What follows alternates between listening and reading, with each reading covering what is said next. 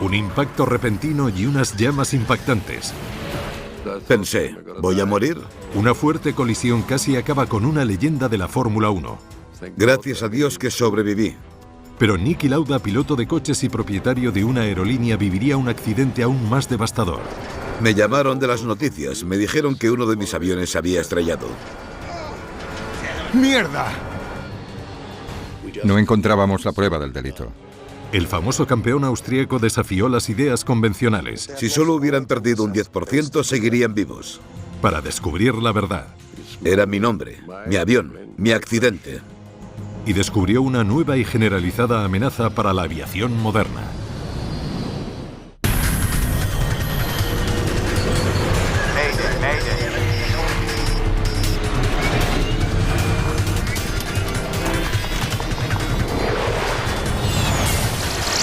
Mayday, catástrofes aéreas.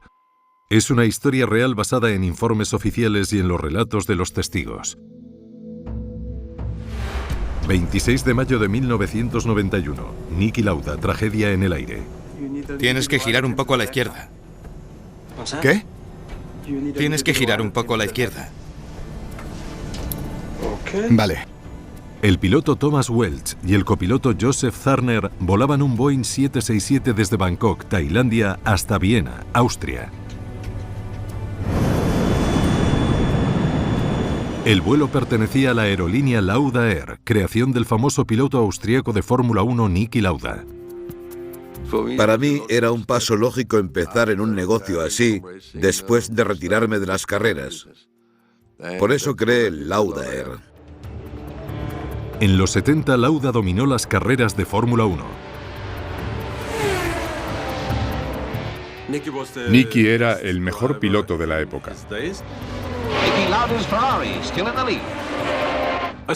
Creo que Niki era el austríaco más famoso desde Mozart.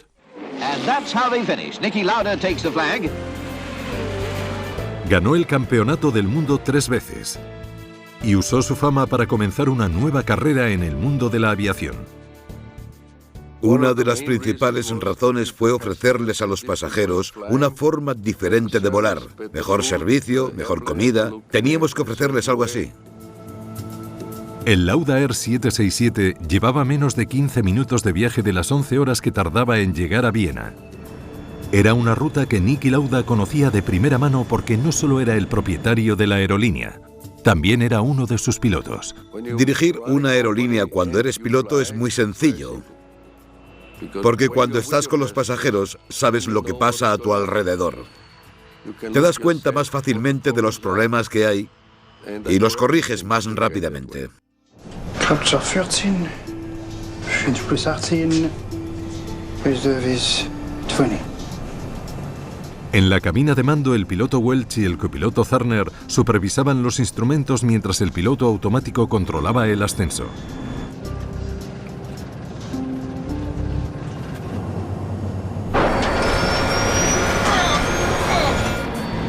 De repente, el avión empezó a perder altitud. ¡Mierda!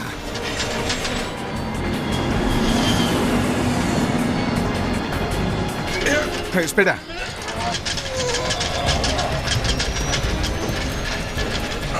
¡Oh, mierda! Los pilotos habían perdido el control.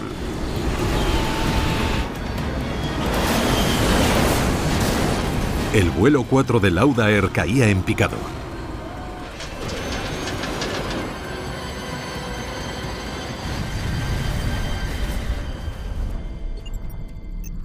El avión se estrelló en una remota selva a 177 kilómetros al noroeste de Bangkok. Estaba en mi casa cuando me llamaron de un canal de noticias de Viena y me dijeron que uno de mis aviones se había estrellado. Cuando llegaron los servicios de rescate, era obvio que no había nadie a quien rescatar. Los 213 pasajeros y los 10 miembros de la tripulación habían fallecido. El avión despegó a las 16:01 hora UTC. Los pilotos no informaron de ningún fallo. El avión voló durante unos 20 o 25 minutos y después desapareció repentinamente de las pantallas de los radares, por lo que no sabemos qué es lo que le pasó al avión. Era la primera vez que se estrellaba un Boeing 767. Al tratarse de la pérdida de un avión fabricado en Estados Unidos, la NTSB, Junta Nacional de Seguridad en Transportes, se puso en marcha al instante y envió a Tailandia a Bob McIntosh, un experimentado investigador. Era el primer accidente de un servicio de vuelos intercontinentales que llevaba funcionando casi una década con unos registros perfectos. Era muy importante para nosotros saber qué había pasado. 223 personas habían fallecido y uno de los aviones más famosos del mundo se encontraba destrozado en una remota selva tailandesa. La mayoría del territorio era montañoso y tropical. Sabíamos que iba a ser un gran reto identificar todos los elementos. El difícil terreno no era el único problema al que se enfrentaban los investigadores. Había muchos habitantes de la zona alrededor y, desgraciadamente, la policía local no les controlaba. Hubo muchos saqueos y robos en el lugar del accidente.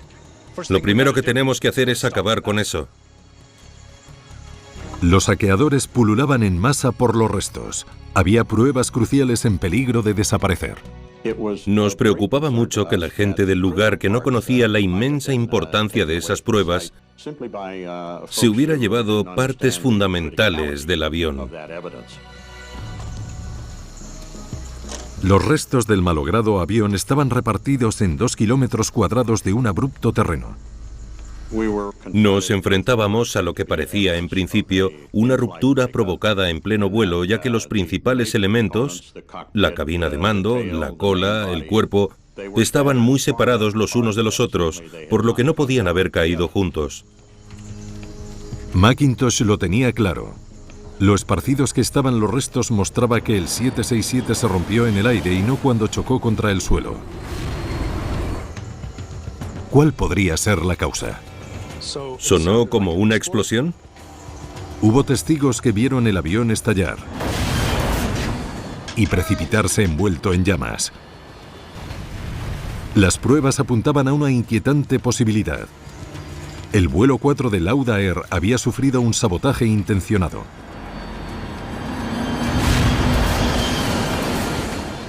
Se especulaba mucho con la posibilidad de que lo que hubiera afectado al avión fuera un acto terrorista. Me alegro de tenerte a bordo. Te mostraré lo que tenemos por ahora. Este es Fred. Boeing envió su propio investigador a Tailandia. Kevin Darcy conocía los 767 muy bien ya que ayudó a diseñarlos. Él también sospechaba que alguien había jugado sucio. Nos alegramos de tenerte aquí. Es muy poco frecuente que ocurra un accidente así al principio del vuelo, cuando el avión se está elevando. Lo primero en lo que pensé fue que había sido un sabotaje, un misil o algo parecido. Los pasos... Solo habían pasado 3 meses desde que Occidente había expulsado a Saddam Hussein de Kuwait en la guerra del Golfo Pérsico. Los rumores de una venganza, de un ataque terrorista contra un blanco fácil, Lauda Air, eran cada vez más insistentes. El avión se rompió en pleno vuelo, no hay duda. Estábamos tan influenciados que tuvimos que trabajar mucho para sacarnos esas ideas de la cabeza y centrarnos solo en los hechos. La lista de pasajeros sugirió una posible pista. Una de las personas que viajaban en el vuelo 4 era un consejero del Programa de las Naciones Unidas para el Control Internacional de Drogas. Donald McIntosh ayudaba a los tailandeses a luchar contra la heroína. Puede que los poderosos narcotraficantes que controlan el Triángulo de Oro tailandés pudieran haber provocado el desastre. Los investigadores comenzaron con la concienzuda tarea de buscar residuos de explosivos en los restos del avión. El propietario de la aerolínea, Niki Lauda, era reacio a pensar que un acto terrorista hubiera derribado uno de sus aviones. Viajó a Tailandia para verlo con sus propios ojos. Mi primera decisión fue ir hasta allí personalmente para intentar averiguar qué había pasado. Y eso es lo que hice. ¿Dónde se ha encontrado la cola? Nunca había visto un accidente de avión. Esa escena fue una de las imágenes más horribles que he visto en mi vida.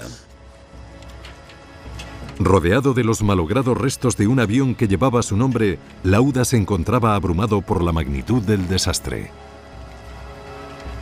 Habían fallecido 223 personas y sus familias querían saber por qué. Lo peor para la gente es no saber por qué han perdido a su marido, a su hijo o a alguien querido. Lauda estaba empeñado en saber qué falló. Si era un fallo de los técnicos o pilotos de Lauda Air, yo era el responsable de todo. Tendría que dimitir. Puede que su convicción estuviera arraigada en su propio pasado dramático. En el Gran Premio de Alemania de 1976, su Ferrari chocó contra una pared y quedó envuelto en llamas.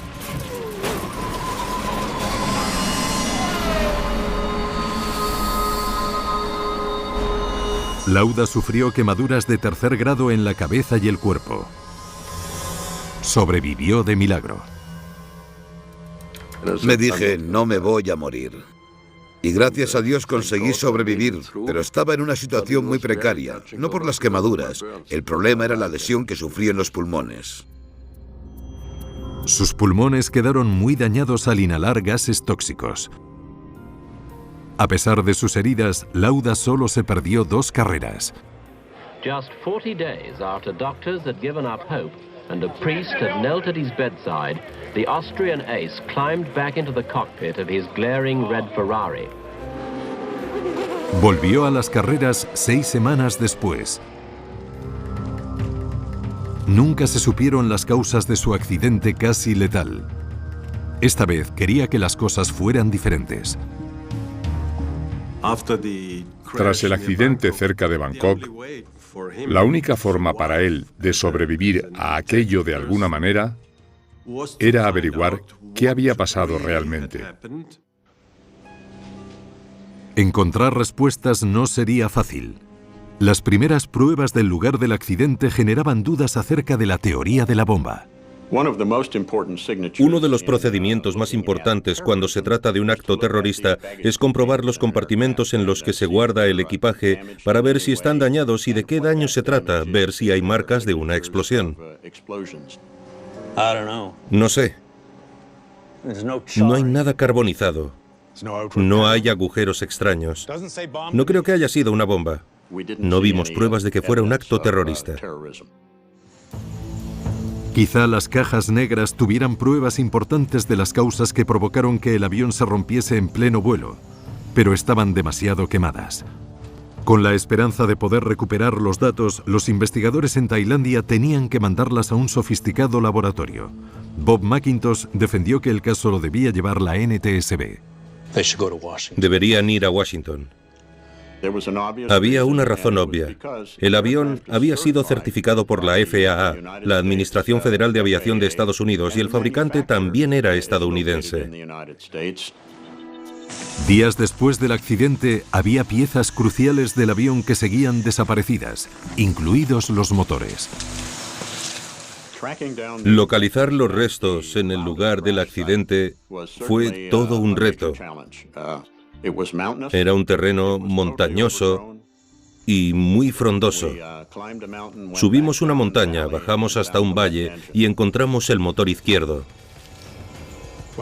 Mirad eso. En ese momento, los investigadores vieron algo que sobrecogería al mundo de la aviación.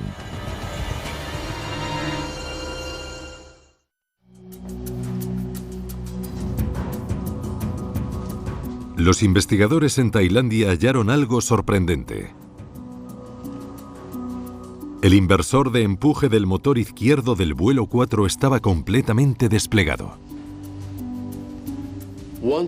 Ver que el inversor de empuje estaba completamente desplegado, a mí me impactó muchísimo. Era algo que jamás me hubiera imaginado que pasaría. Los inversores de empuje ayudan a los aviones de línea a detenerse cuando aterrizan. Redireccionan el empuje de los motores hacia adelante para así detener el avión. El del lado izquierdo se desplegó en pleno vuelo. No hay ninguna duda. Los aviones cuentan con dispositivos de seguridad que impiden que los inversores se desplieguen en pleno vuelo, pero aunque eso sucediera no debería provocar un accidente. La sensación más generalizada en ese momento era que si un inversor se desplegaba en mitad del vuelo, el avión se podría seguir controlando y se podría llevar a cabo un aterrizaje de emergencia después de eso. De hecho, los vuelos de prueba habían demostrado justo eso. Antes de que el 767 volara con pasajeros, Boeing tuvo que comprobar que los pilotos pudieran seguir volando con seguridad tras un despliegue en pleno vuelo. Yo estaba precisamente en uno de esos vuelos de prueba cuando desplegaron los inversores de empuje.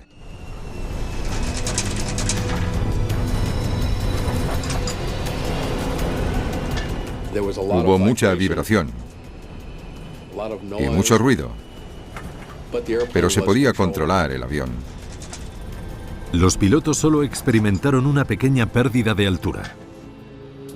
Como consecuencia, Boeing certificó que el 767 era capaz de proseguir el vuelo de forma segura con los inversores de empuje en cualquier posición. Pero el descubrimiento de un motor con un inversor desplegado era tan poco frecuente que los investigadores tuvieron que admitir que estaba relacionado de alguna forma con el accidente. ¿Cómo puede un inversor de empuje derribar un 767? Nos falta algo. Si se demostraba que un inversor defectuoso podría derribar un avión, eso tendría unas consecuencias inquietantes para toda la industria de la aviación. La vida de cientos de miles de pasajeros en todo el mundo podía estar en peligro. Sabíamos que había algo que era muy poco frecuente y que requería un análisis en profundidad. El inversor de empuje desplegado era la pista más fiable que tenían los investigadores, pero nadie sabía cómo podía haber provocado la catástrofe. ¿Qué podría haber causado la pérdida de control del avión cuando se había demostrado que eso podía pasar durante el vuelo y que aún así se podía aterrizar con seguridad?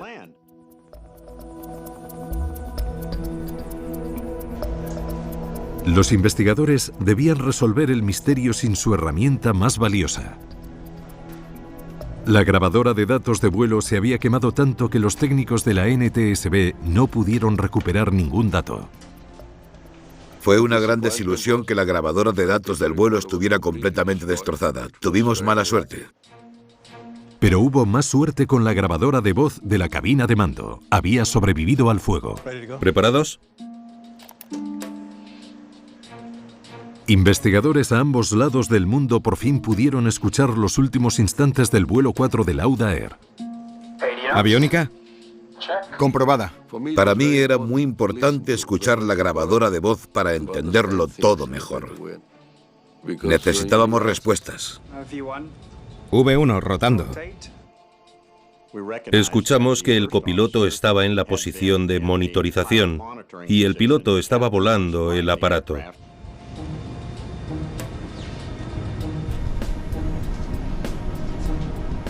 Velocidad de ascenso positiva. Subiendo tren. La grabadora de voz mostró un despegue y una subida normales. Subiendo tren de aterrizaje. La conversación fue la habitual. Yo conocí a esas personas. Fue un momento muy duro para mí. Fue el peor momento de mi vida. Despejado para nivel 310 y manteniendo. Lauda 4. El vuelo 4 alcanzó los 2.133 metros de altitud sin ningún problema. Poco más de 5 minutos después del despegue, apareció el primero. Shaisa. Sí, eso, sigue. ¿Qué sigue? Es una especie de advertencia. Los pilotos habían visto una alerta originada en la cabina de mando. ¿Podría ser la pieza que resolviera el misterio del vuelo 4 de Lauda Air?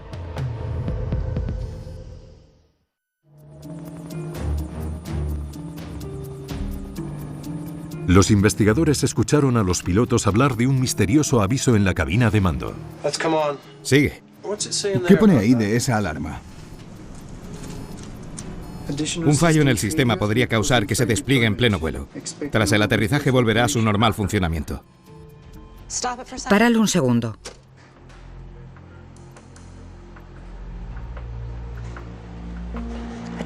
Un fallo en el sistema podría causar que se despliegue en pleno vuelo. Está hablando del aviso de la válvula de aislamiento. El aviso estaba relacionado con una válvula del inversor de empuje del motor izquierdo. La válvula de aislamiento hidráulico controla el flujo de fluido hidráulico hacia los inversores. Cuando está abierta, los inversores se pueden plegar o desplegar. Cuando está cerrada, los inversores no pueden moverse. Vale. Los pilotos no parecían preocupados por esa advertencia. Ese aviso de la válvula de aislamiento era una señal poco habitual, pero nada que provocase ninguna emergencia. Los pilotos no necesitaban hacer nada al respecto, bastaba con que estuvieran avisados de que posiblemente el inversor de empuje podría no funcionar al aterrizar. Vale. Hicieron lo correcto, leyeron la lista de control y esta les indicó que podían seguir volando. ¿Preguntamos al personal en tierra? No, debe ser por la humedad o algo así, porque el aviso va y viene. Sí. No era una cuestión de emergencia. Lo único que hicieron fue hablar sobre el tema. No es nada importante, solo es una advertencia. Para asegurarse de que se sentían cómodos y de que era algo que no interferiría en el vuelo. No sé. Puede ser por la humedad o algo así. Grabschau 14, 5 plus 18, reservis 20. Durante 5 minutos no pasó nada. De repente... ¡Inversor desplegado! ¡Mierda!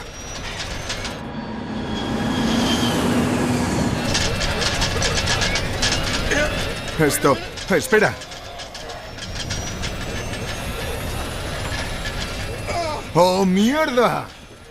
El piloto dijo, mierda. Era la reacción típica de un piloto que ha perdido el control del avión. El copiloto no dijo nada en los instantes previos al impacto. A mí me parecía bastante obvio que algo había pasado demasiado rápido porque normalmente los pilotos se comunican entre ellos cuando hay un problema. La grabadora de voz de la cabina confirmó que lo que falló lo hizo sorprendentemente rápido. Tan solo 22 segundos después se oyó el sonido del impacto contra el suelo.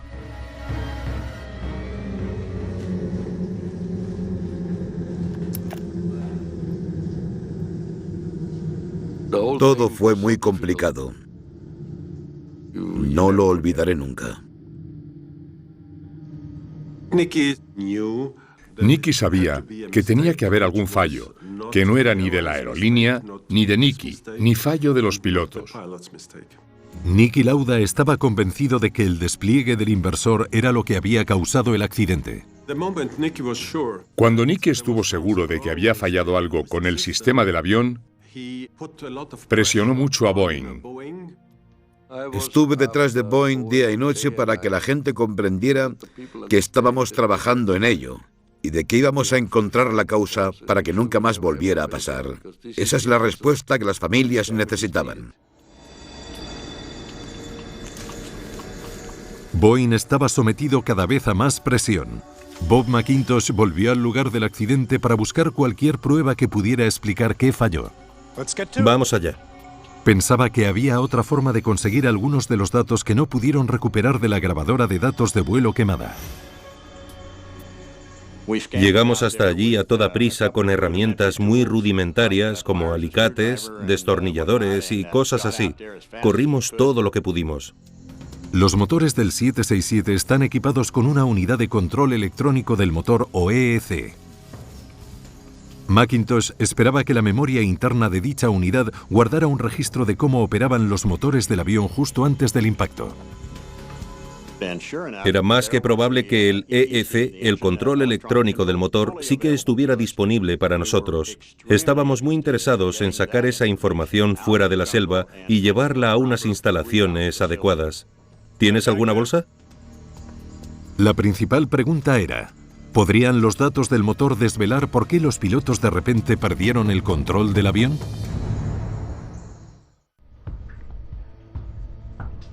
Puede que los investigadores estuvieran un poco más cerca de saber qué derribó el vuelo 4 de Lauda Air. Contaban con los importantísimos datos de la unidad de control electrónico del motor. Ya teníamos la velocidad aerodinámica y la altura. Y aunque no sabíamos exactamente los tiempos de los fragmentos de información, eso nos ayudó a entender mejor la pérdida de control. Vaya. Esto seguro que os interesa. Los datos le proporcionaron a Mackintosh una respuesta clara de por qué el avión se había roto en pleno vuelo. Estando prácticamente a plena potencia, se desplegó el inversor del motor izquierdo. ¡Inversor desplegado! ¡Oh, mierda! Después de que el copiloto dijera «inversor desplegado», hubo mucho movimiento dentro de la cabina. El capitán Welch intentó corregir el problema inmediatamente. ¡Inversor desplegado! ¡Oh, joder! Espera un momento. Los motores se apagaron. Y hasta se había cortado el suministro de combustible del motor izquierdo.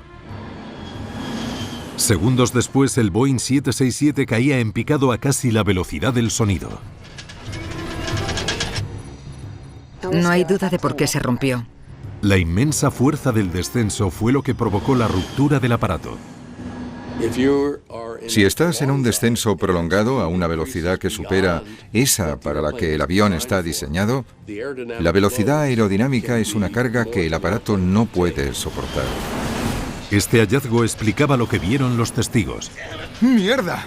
La explosión que oyeron se produjo cuando el avión se rompió en pedazos. El incendio se originó debido al combustible que se salía del fracturado depósito. Niki Lauda viajó a las oficinas centrales de Boeing en Seattle. Estaba decidido a averiguar por qué un fallo que se suponía que no era peligroso había matado a las 223 personas que volaban en su avión. Aquí pone lo que se vio en los vuelos de prueba. Entiendo lo que dice, pero esto no fue lo que pasó en Tailandia. Les dije a los de Boeing, mirad, es mi nombre, mi avión, mi accidente. Y Boeing entendió mi problema y su problema. Y seguimos trabajando juntos.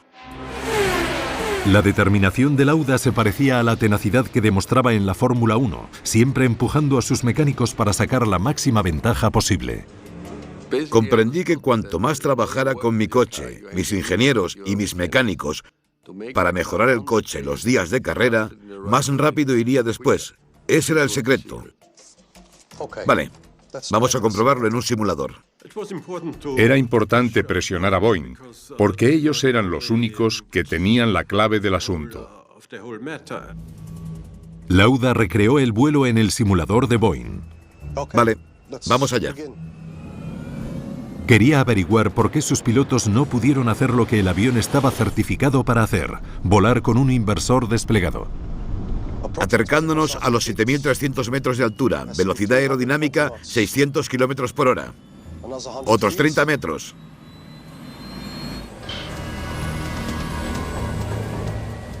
Fue increíble.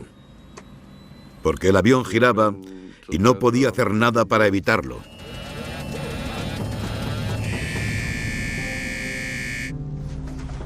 Revisando la secuencia detenidamente y una vez tras otra, nos dimos cuenta de que no pudieron hacer nada.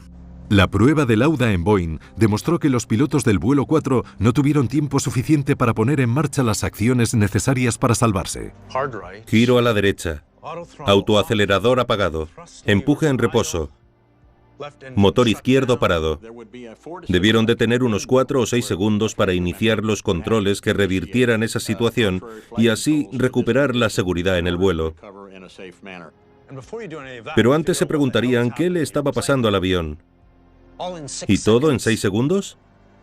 Imposible. Era demasiado tarde. El avión ya caía en picado a mucha velocidad. ¡Inversor desplegado! ¡Oh, mierda! Estaba claro, el despliegue accidental de un inversor de empuje era mucho más que un fallo inofensivo. Podía ser fatal. Tanto Boeing como las autoridades de certificación de la FAA y los operadores de los 767 de todo el mundo sabían que esto sería un asunto de máxima importancia. Este hallazgo tuvo consecuencias impactantes.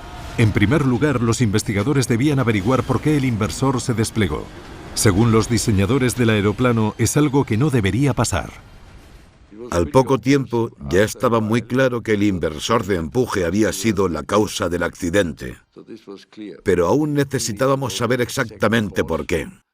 Sobre todo, para hacer más seguros a los aviones en un futuro. El inversor se desplegó y no pudieron hacer nada.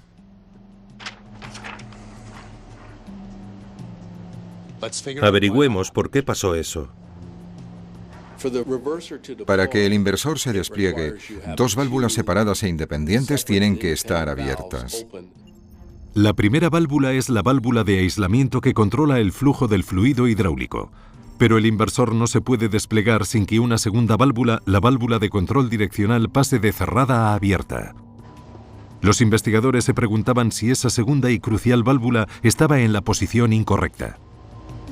Para el equipo de investigación, la válvula de control direccional era una parte muy importante de las pruebas que había que analizar. Pero ese importantísimo fragmento seguía sin aparecer. Era probable que los saqueadores se la llevaran del lugar del accidente. La válvula de control direccional era de color dorado. Supusimos que alguien pensó que tenía algo de valor y se la llevó para venderla. Tenemos que encontrar la válvula de control direccional. No es nuestra prioridad principal, es nuestra única prioridad. Ofrecieron una recompensa económica a quien la devolviera. Queríamos saber por qué se había desplegado el inversor de empuje, y esa era la pieza del equipo electrónico e hidráulico que nos daría una pista.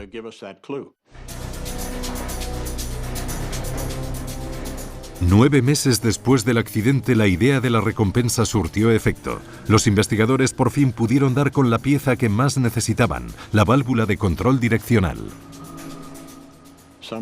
Alguien reclamó la recompensa. Presentaron la pieza y esta se envió relativamente rápido al laboratorio de evaluación de ingeniería en Seattle, Washington. Los investigadores estaban impacientes por saber en qué posición estaba la válvula en el momento del accidente.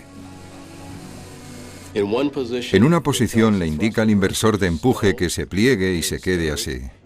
Y en otra, le indica al inversor de empuje que se despliegue.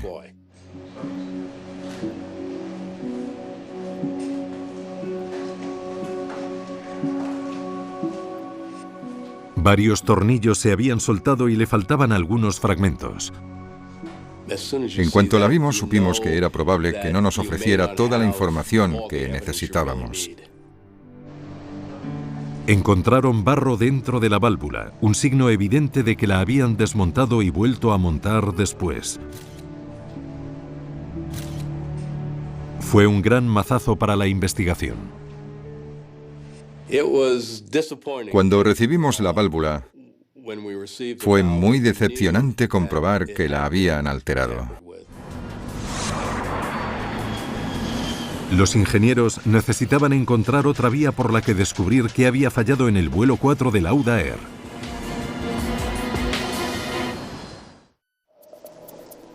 Entonces el inversor de empuje se desplegó a 3.000 metros. Niki Lauda continuaba con su búsqueda por saber por qué los pilotos del vuelo 4 de Lauda Air no pudieron controlar el avión. Revisó los datos de prueba de Boeing que mostraban que los 767 solo perdían un 10% de su altura si un inversor de empuje se desplegaba accidentalmente. Creedme, si solo hubieran perdido un 10% de altura, seguirían vivos.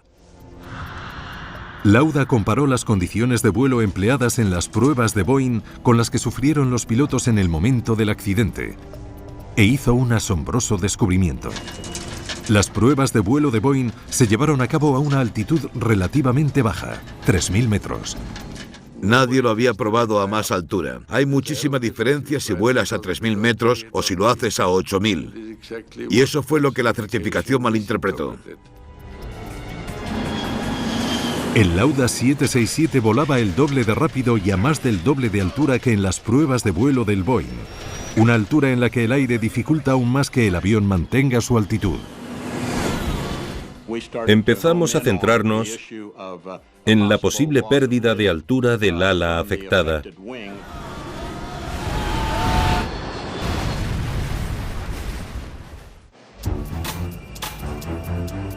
Los ingenieros de Boeing solo se podían imaginar una hipótesis en la que el inversor se desplegara inesperadamente en pleno vuelo. La teoría apuntaba a la activación accidental de dos válvulas clave al mismo tiempo. Ambas válvulas, la válvula de aislamiento y la válvula de control direccional del motor, tenían que estar abiertas para que se desplegara el inversor. El problema era que no sabían cómo podía haber sucedido. Y hasta que no lo averiguaran, no podrían impedir que volviera a pasar otra vez. Había una mezcla de cosas en las que debíamos pensar, como un fallo en el relé o un corte en la junta tórica.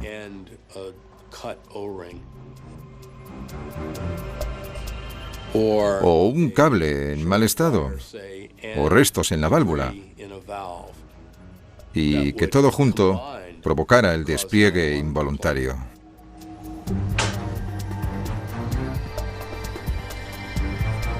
Los ingenieros encontraron formas de activar una válvula o la otra, pero parecía imposible activar ambas a la vez.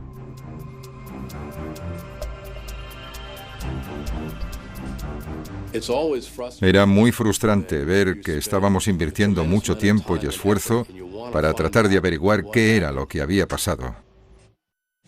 Pero no encontrábamos la prueba del delito. Un catastrófico accidente podía acabar con las aerolíneas pequeñas.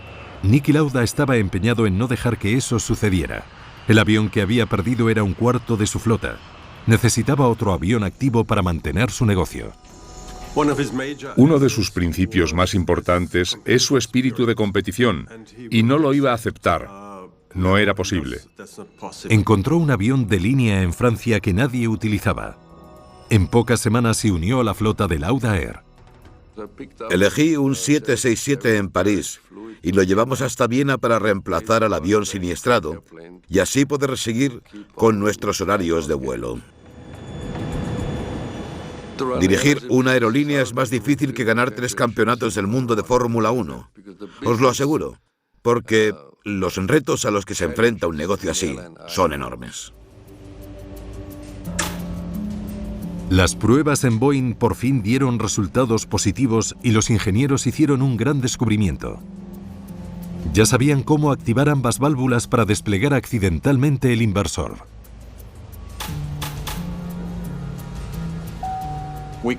Finalmente pudimos activarlo provocando un cortocircuito en el sistema. Los cables de ambas válvulas estaban unidos en el mismo cableado. Un fallo en varios cables del mismo cableado podría haber provocado cortocircuitos simultáneos.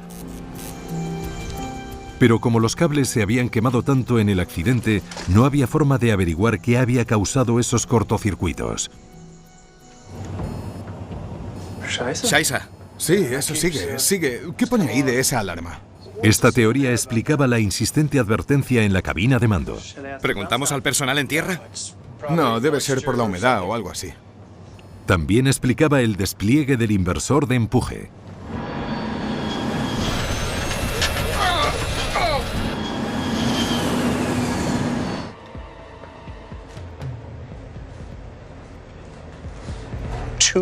¿Dos cortocircuitos en 2 válvulas y justo a la vez? ¿Cuántas posibilidades hay? ¡Inversor desplegado! ¡Mierda!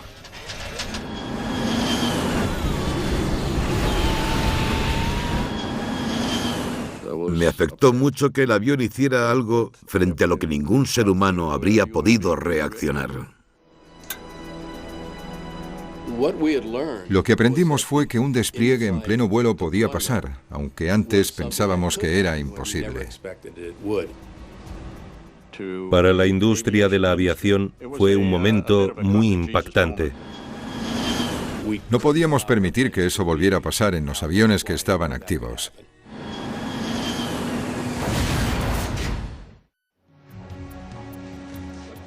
Una de las lecciones aprendidas más impactantes de este accidente fue lo peligroso que podía ser que un inversor se desplegara a mucha velocidad y a mucha altitud.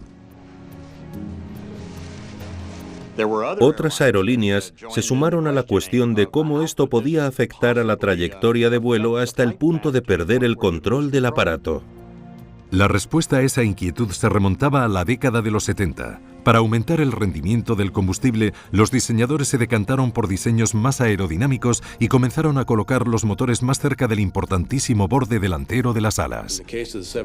En el caso del 767, estaban más cerca del ala, y su tamaño con respecto a esta era mucho más grande.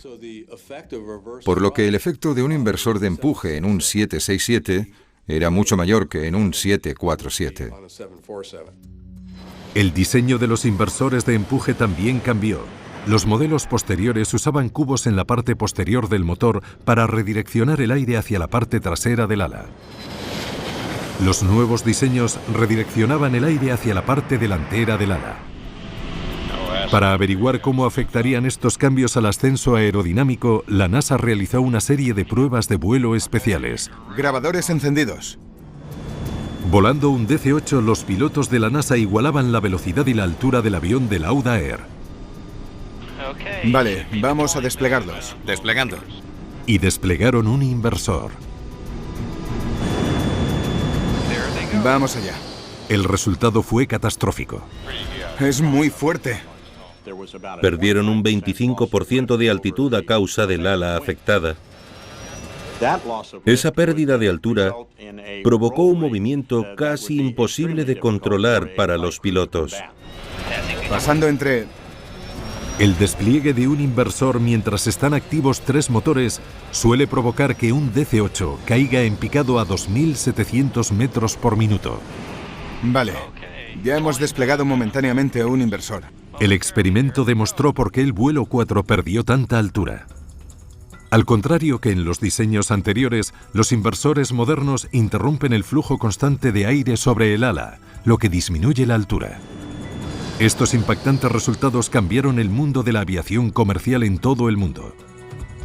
El despliegue en pleno vuelo de un inversor de empuje ya no se considera algo inofensivo. Actualmente, una serie de seguros mecánicos impiden que los inversores se desplieguen aunque ambas válvulas estén activadas. Se hicieron muchos esfuerzos en todo el mundo para mejorar e instalar ese sistema de seguros en todos los aviones que estuvieran en activo y en todos los que se fabricaran posteriormente. Para Niki Lauda fue una especie de liberación. Estaba muy afectado. Estaba muy afectado como piloto y eso fue lo que me llevó a encontrar cuanto antes las respuestas de por qué había pasado eso. Este heroico deportista había pasado de ganar campeonatos del mundo a proteger la vida de sus pasajeros. Niki quería aclarar definitivamente el asunto por su bien y, obviamente, por el bien de todos los pasajeros que se montaran en un 767. Lauda Air continuó operando 9 años más después del accidente. En el año 2000 pasó a formar parte de Austrian Airlines. Para mí, lo peor en esta vida es no saber la verdad.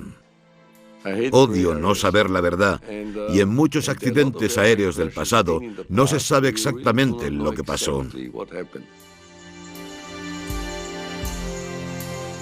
En este caso, gracias a Dios, supimos cuál fue la causa del desastre.